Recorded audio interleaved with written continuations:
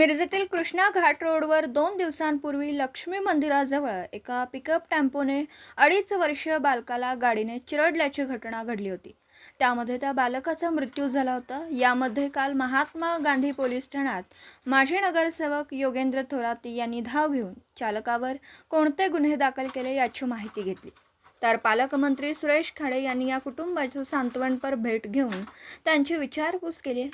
ही विचारपूस करत असताना माजी नगरसेवक योगेंद्र थोरात यांनी पालकमंत्री यांना लक्षात करून दिलं की या ठिकाणी गाड्या वेगाने येतात, या ठिकाणी स्पीड ब्रेकर व्हायला हवेत.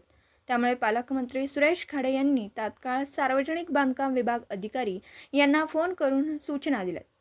तर यावर योगेंद्र थोरात यांनी पुन्हा अशा घटना घडू नयेत यासाठी पुढाकार घेऊन स्पीड ब्रेकर लवकर व्हावेत अशी मागणी करत नागरिकांना ही गाडी चालवत असताना नीट चालवण्याची विनंती केली आहे.